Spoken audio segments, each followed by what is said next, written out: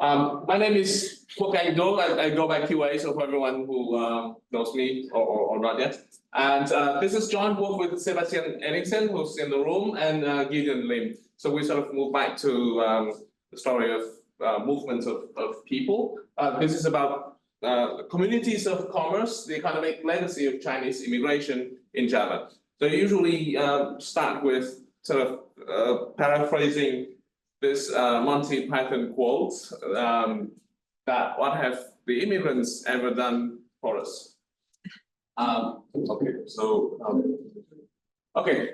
economists have considered this question, and we already know that there's quite a bit of difference between what we could study as short-term consequences of immigrants and perhaps a little bit more recently, more long-term consequences of immigrants, right?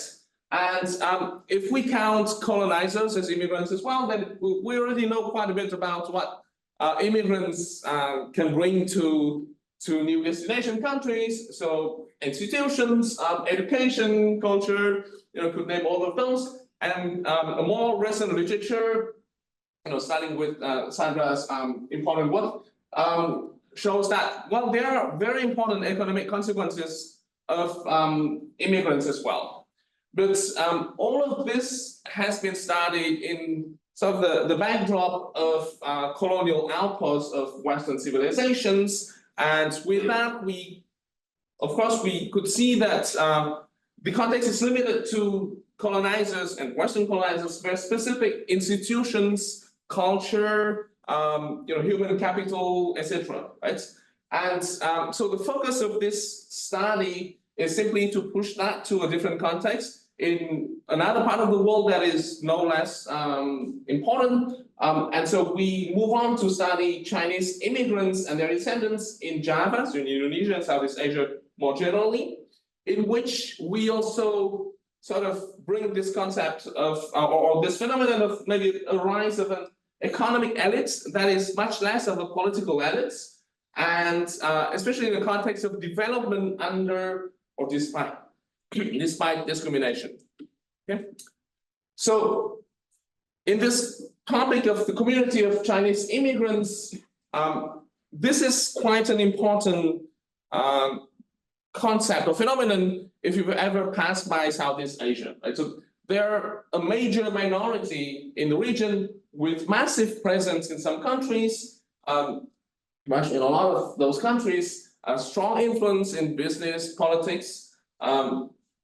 But then as a community of immigrants, they have deep roots that took place prior to even the age of sail, where Europeans started to discover the rest of the world. This goes back to Zhang He's expeditions in the early 1400s, which would constitute the main identification strategy of this paper. And those expeditions have led to the formation of Chinese communities across different places, especially in Java. Zhang He is still worshipped in many places across the region until today. But then there's also a recent view by historian Melissa Macaulay that I'll repeat several times, that in fact the Chinese may have built this commercial colonial empire. That is also a colonial empire, but of a different nature from the administrative colonial empire that Europeans have later come and built, in the sense that they just took the commercial side and sort of, it's almost as if they were like hiring the Europeans to do all the administrative tasks, and they just like took the profit. So that's a historical historian's view about the topic.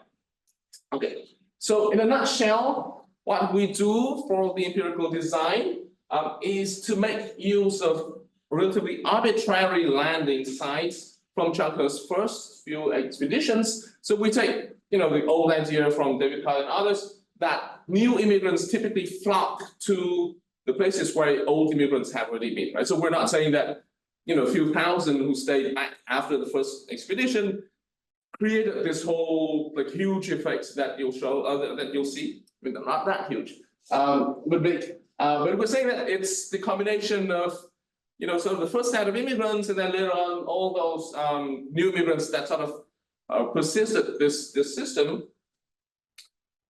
So as I have just said, they end up producing large long-term positive impacts on development and growth. And with that, they have brought structural transformation, especially thanks to the private equity finance. So this is also an important feature and sort of a characteristic that has been mentioned a lot when you talk about those sort of small communities of middlemen in those places, and especially will show their resilience. So under discrimination, especially after the wave of discriminative attacks on Chinese in 1998. So this is like the main results. Yes. I would imagine like Java was much less settled back then. Right? So are you going to compare those landing sites with other settled areas at the time or with everywhere else? In Java, yeah. So I focus in Java. I focus on Java. Well, I'm like, just within Java there will be like less settled and more settled areas. Yeah, right? Historically. Well, fewer Chinese and more Chinese. So we're going to. I'll show you the data, etc., and it'll become a bit clearer. But basically, we look at the the long-term consequences of those landing sites. Yeah. So the question is something like this. So like maybe in the 1500s, only 60% of the Java was settled by anyone, right? And then today, let's say it's 90%.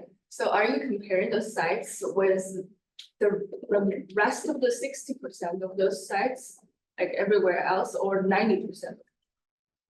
I'm taking, so the exact sample that I'm using is Central and Eastern Java. So I ignore Western Java because of the huge influence of Jakarta.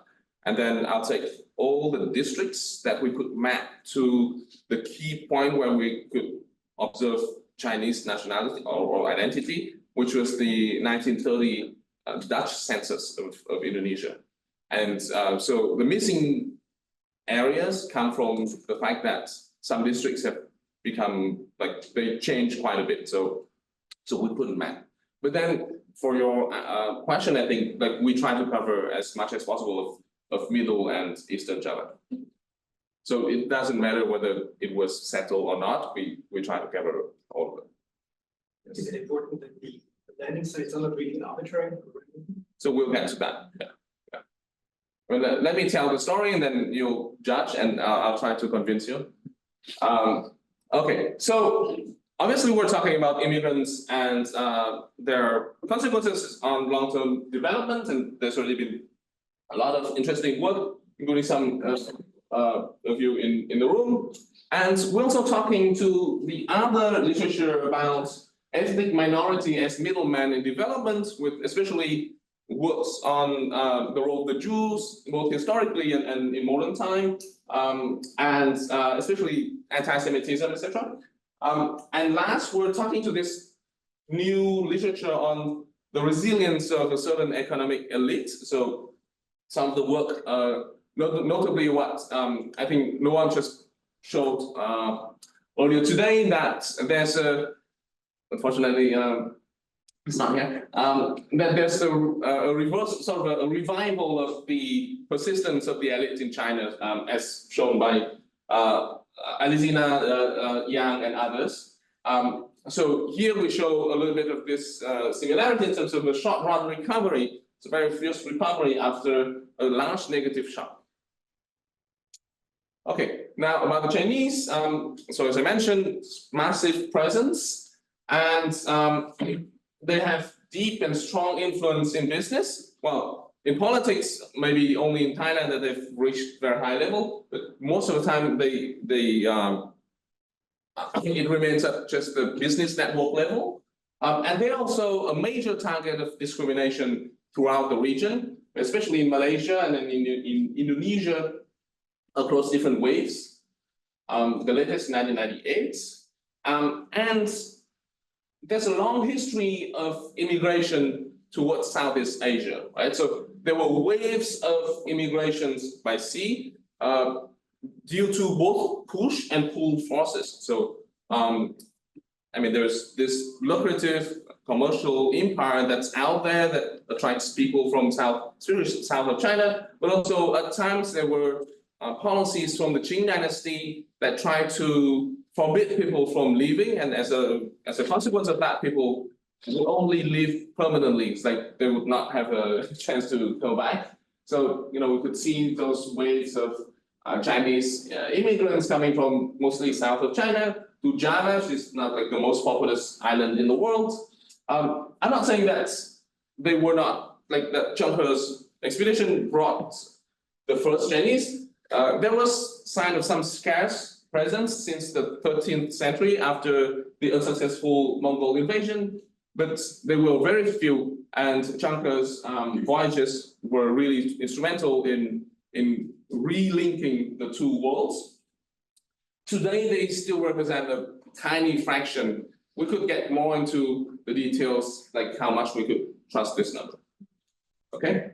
Now, the role in Southeast Asia is very often compared to the role of the Jews in Europe, especially with their network of trades and financing. So everything is done within the network and not so much in terms of like formal financing, and we'll get back to that.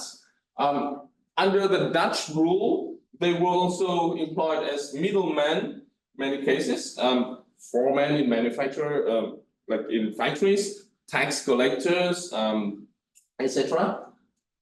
And after independence in 1949, they were quite discriminated against through various policies. So there were like a ban on, different bans on different cultural activities. They were banned from being hired to the bureaucracy. There was especially forced assimilation. So a lot of Chinese, so first they had to take, forced to take either the Indonesian citizenship or they need to go back to China. And with that, they had to change their name to Bahasa sounding names. Their schools were closed, etc. And on top of that, there are like different massacres. I mean, again, we could get into the details. After Suharto in 1998, there was a gradual recognition of rights, including especially the key point when the second president after Suharto, Gus Dur, really reinstated their rights to different cultural activities. We'll get back to this next one. Okay, so in a nutshell, this is the basic specification. It's just so basically linking development outcomes in Y to the treatment, which is the share of Chinese in each district in 1930. As I mentioned, this is the snapshot in time that I could measure very precisely Chinese identities. And the issue, as I just said, is that after independence, a lot of Chinese would have to, face material and threats, material consequences and threats if they even declare themselves as Chinese. So if you could see like the number of Chinese, many would argue that like the decline is really due to the fact that they just like not admitting it anymore. We're using province fixed limit and cluster by residency. So this is just the OLS, right? Don't attack me on this yet. I'll do a little bit more. And so this also doesn't, this only goes back to 1930, not the 600 years as promised. Okay, so the OLS, this is even simpler, just like comparing below and above medians, and you could see the effects on population density, nightlife luminosity, and average living standards based on the household surveys SNS. Okay, this is the ONS, and again, when we introduce different controls, especially we control for a large set of geographical characteristics. So a very important thing is distance to the northern shore and distances. So we also control for distances in the polynomial of distances to major urban centers that were mentioned in Zheng He's expeditions. So there was some Chinese presence in those urban centers by that time, and that's why we're not using them, because it's not clear enough. Okay, now let me get to, yes. I'm not attacking the OS. Yeah, It's good to be thanks. So I was wondering, because your data is taken in 1930, but you said there is already a massacre in like what, 1860s? Yeah, there was some. Yeah, so do you think like maybe they were already concealing their identity by that point? Therefore, you observe very low share of Chinese, it just means there is less discrimination against them. So I think in a sense, the Dutch were very methodological about that because it was their policy to really separate out the Chinese from the natives and others. So the categories that we have in that census are like Europeans, Chinese, native, and other Asians, like other foreigners, which means like Arabs and other Asians. So because the Dutch were really like forceful in keeping those groups separate from each other, it's kind of like a divide to conquer thing. So I sort of trust that the measurements by that time at that moment were very good. Not as bad as later, but. Yeah, not as bad as later. And also so there were a little bit of interracial marriages that created this group that's called Peranakan. Some interracial, but it's mostly like Chinese that have lived there for a long time, and they have like this is a distinctive group, so it's sort of hard to fake that you're not. Yeah. Yes. Sorry, I'm not expert on this, but I read it somewhere that there was a restriction on the Chinese residents in Java. I think it's from 1830, and then they're really required to live. They cannot move there because it's Chinese. And then they face some restriction. But that's actually. What year was that? I think it's from the 1830s. Okay, 1830. Oh, yeah. Dutch want to. The Dutch whole think of the Chinese as giving a massive of the people, and then they want to take someone to the indigenous people.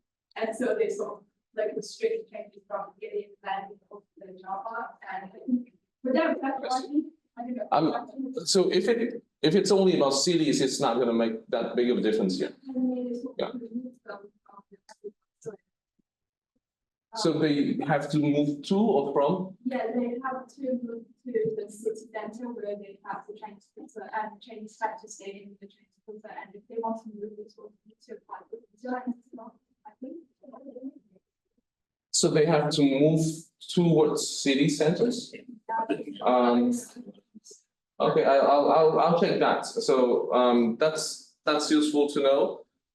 To the extent that we're looking at districts, so Just like the urban, like town, where Yeah, they yeah. have the Chinese business. So like they can't stay in agriculture area unless they decide they give up their Chinese identity, like.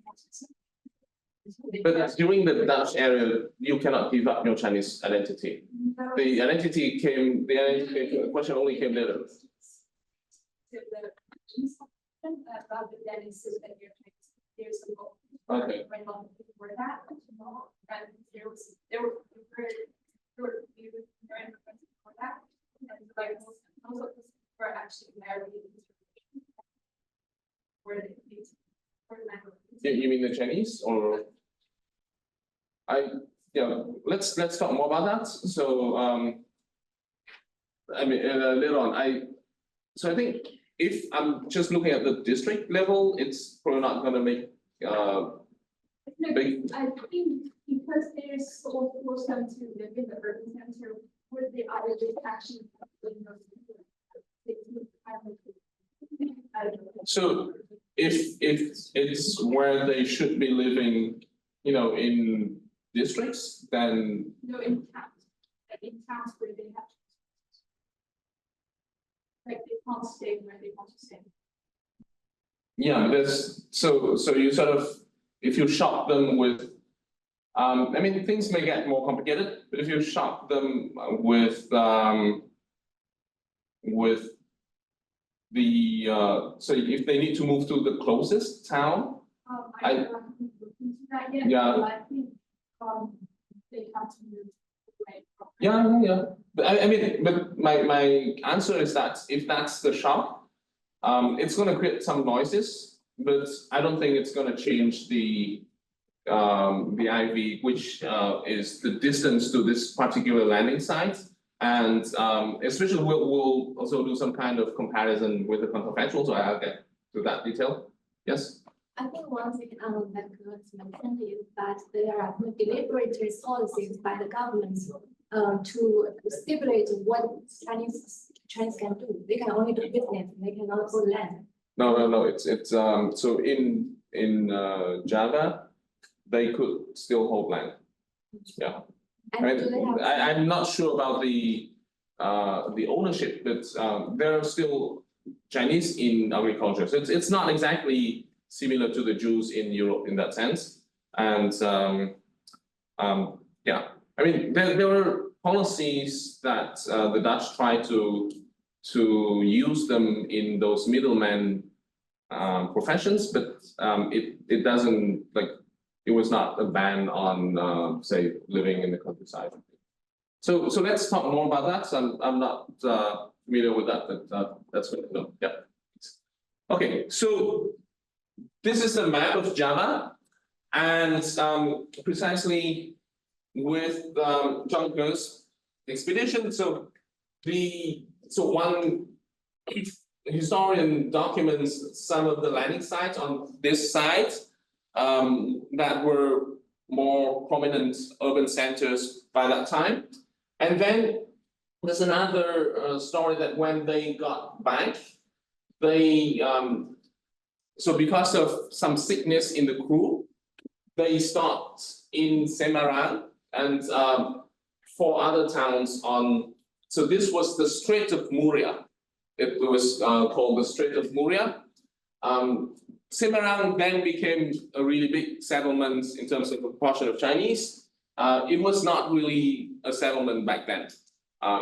So in that sense, we argue that where they stopped was quite arbitrary. Another point is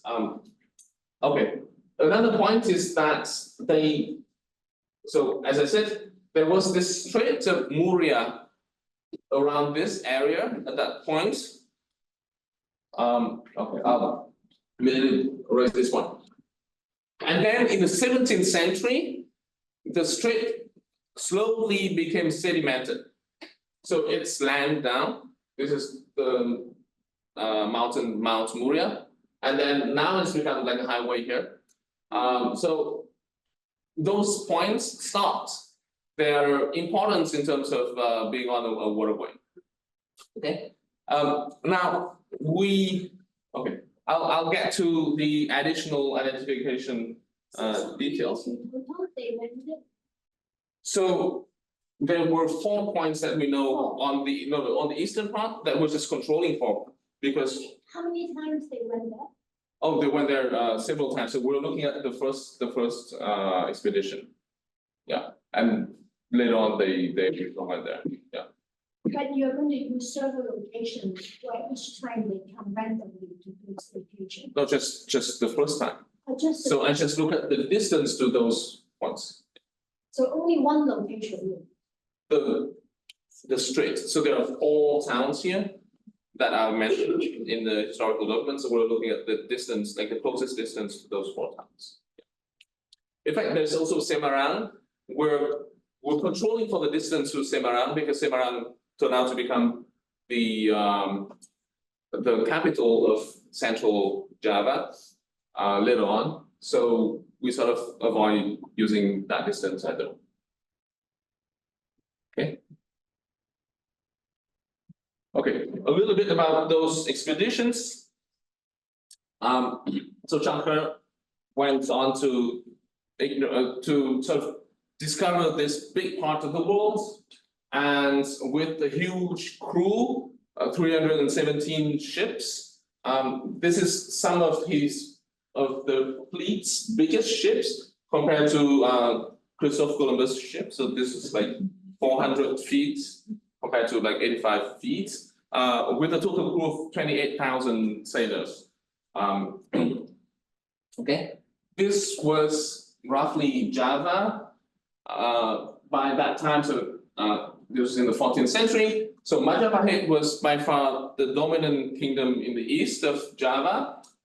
Those are the 4 towns that I mentioned: Tuban, Gresik, Surabaya, which remains. Surabaya is now the 2nd largest city in Indonesia, and Trowulan is the capital. So we control for those distances. So you could see back then that Semarang was practically not like there was nothing there. Again, they didn't draw the strait here because they used a modern map, and the strait is no longer there. So again, so this is after, so 1 century after, so from like the 16th to 17th century, where now we have Semarang, and another town that developed there, which is Demak, and Demak later on became a major, like the sort of the next empire after Majapahit, and it was really instrumental in the diffusion of Islam throughout Indonesia. So again, another story that we could chat more. This was some of the legacies of the fleets in Semarang. So this is called Sampu Kong, which literally means in Chinese the cave of Sanpao, which was the title of Zheng He. So his royal title was like the eunuch Sanpao, like 3 treasures. And this is a huge temple. It's like the biggest Chinese temple throughout, I'm not sure if in Southeast Asia, but at least in Indonesia. Even the name of the town, Semarang, when it's in Chinese, it's transcribed in a way that sounds like Sanpao as well. Gus Dur, as I mentioned, the second president after Suharto, who sort of reinstated equal rights for the Chinese. Now again, so he has some Chinese ancestry, and there's a story that it goes actually all the way back to some of the crews who landed in Semarang. So, and many intertwining stories like that. Now, in terms of identification, as I mentioned, they landed in Muria Strait, and the strait then became land. Later. Okay. So, this is the map of the share of Chinese population in each district in 1930. Please note, Cirebon is another point here that has a large share of Chinese. Now, it's also an interesting point that it's the closest deep sea port to Semarang. So this has a deep sea port, and we'll use that as a counterfactual landing site as well. So we could do the same thing with the counterfactual distances to Cirebon and the other places around. Okay.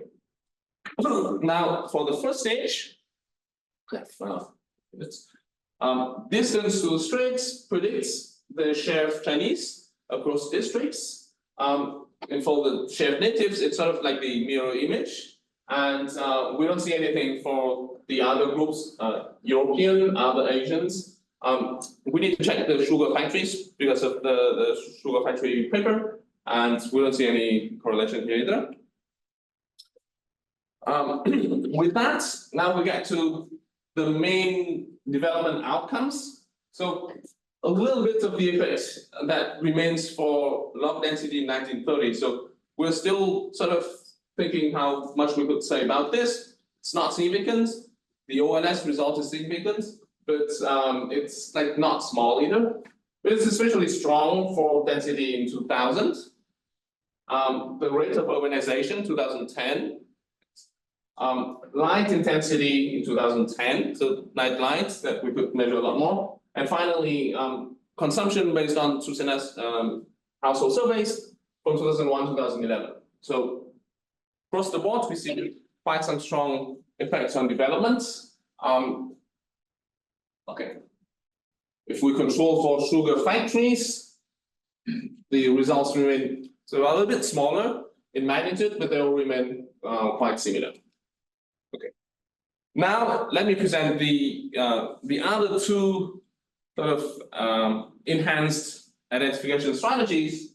Okay, so the first one is based on what I told you about the counterfactual in Cirebon. So this is the town of Cirebon that later on also attracted Chinese, and it has a deep sea port, right? And if you recall, with the big fleets, it will be very convenient to get a deep sea port like Joachim Both's paper. And so we sort of create those 4 points that mimic the 4 points here to to have a counterfactual landing strip. We create the distances to those, and then we do a matching. So we match places within a distance to those landing sites with places with a similar distance to this counterfactual landing sites.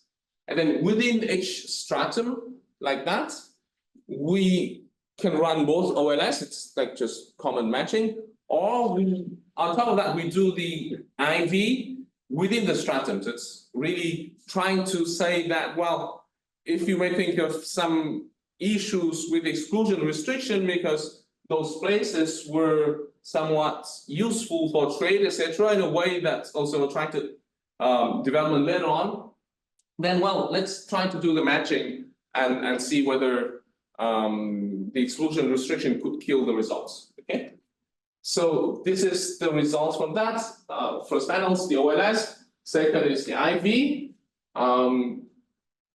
A bit of difference in terms of the proportion of in terms of the magnitude, but overall we see still a very strong effects across the board. If anything, now the results on population density as soon as 1930 already shows up again. So that's the part that that's a bit less.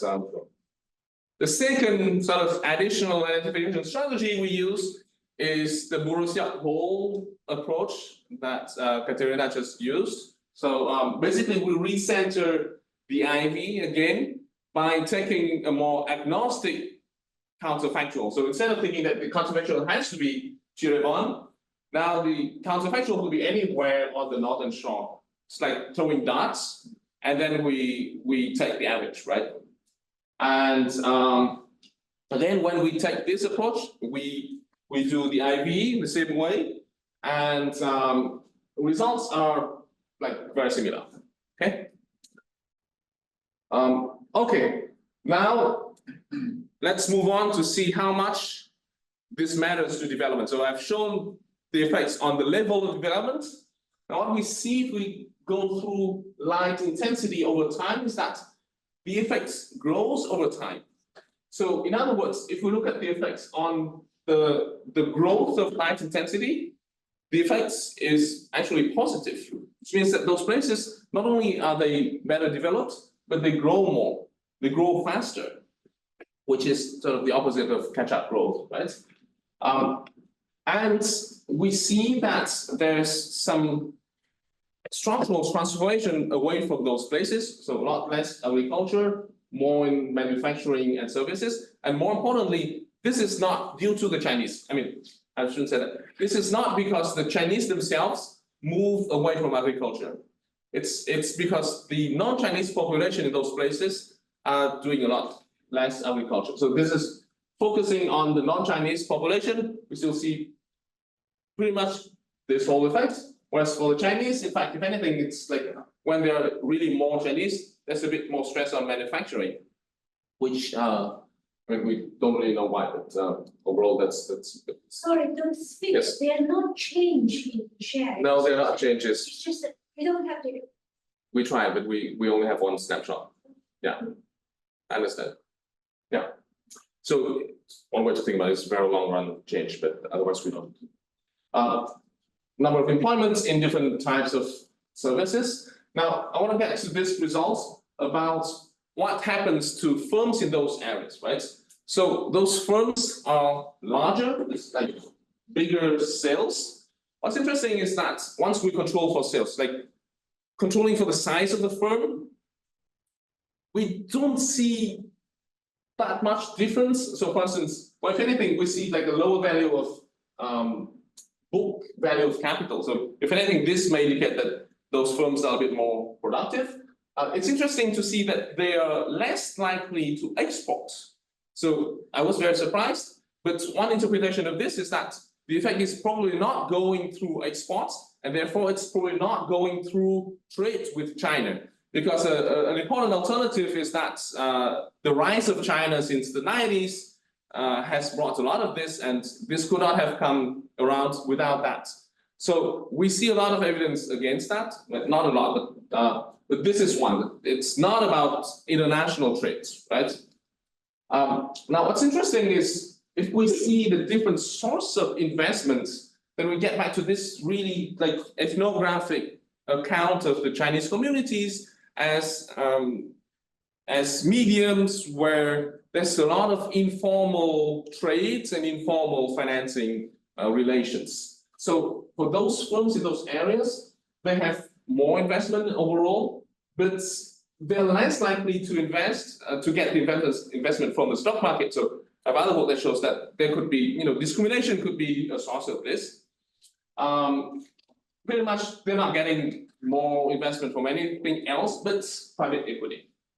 So private equity is really coming from those immense networks in those areas, right? Okay, growth. Now, the next thing is the evidence of this incredible, really strong resilience after a huge wave of assault. So in 1998, there's an economic plus a political crisis, and as a result of that, so there's a massacre of Chinese, like different accounts vary, but about 1,500 casualties are Chinese, and a lot of Chinese left their homes because of that. Okay, so we see the results as like a dip in the effects for nightlife luminosity in 97, 98 especially, but they grow up in the decade that follows quite strongly. So this is the graph. There's a dip here that perhaps starts in about like 98, 99, 2000. And then the decade that followed, there's this steady reversal, sort of steady recovery that brought them back to the level from before the crisis within like 7 to 10 years. So you see this as a remarkable resilience of the community. And then maybe the last set of results that I want to show is what happens before all this. So we have a little bit of knowledge, a little bit of data, so not a lot. And we see that Chinese under the Dutch colonial regime were already having, so here we could only do the reduced forms, like we cannot regress that this on density of Chinese in 1930. But in the reduced one, we see that those places they're more Chinese, they're more firms with stronger, so with more equity, so it's like stronger capitals, and more Chinese firms, especially with more like stronger equities among those Chinese firms as well. One part that we didn't see, I mean, the effects are very noisy, is that we didn't see the effects on the precise financial sector in those areas. Although we do see today that in those places, there are more financial firms. Sandra?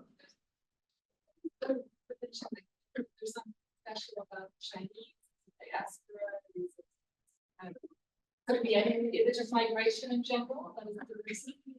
So we have an entire section on what is not the mechanism, and I have 0 to -1 minutes now. For instance, it's not human capital. I mean, the Chinese are better educated, but there's zero spillover to the rest of the population. This is not human capital. So what we think is those networks, like those communities, that's why the name, and especially that facilitates, all the financing of those firms, so they could survive and they could thrive even without formal markets and or government aid or whatever. So that's the remaining sort of mechanism. So by the way, for instance, they're not hurting neighbors. It's not like cannibalism. I'm sorry. Yeah. So they're strong in their community in a sense, and it's not Chinese aid. So Chinese aid is targeted towards those areas, but it doesn't help grow. So not like just a tiny fraction. So I should really stop because I think it's time. Yeah, I have 23 seconds. Okay, so there have been more debates that we could talk about this in terms of what the Chinese have done, but overall, what I want to stress is that this strong driver of commerce and development and the persistence, also the resilience despite discrimination. And thank you very much.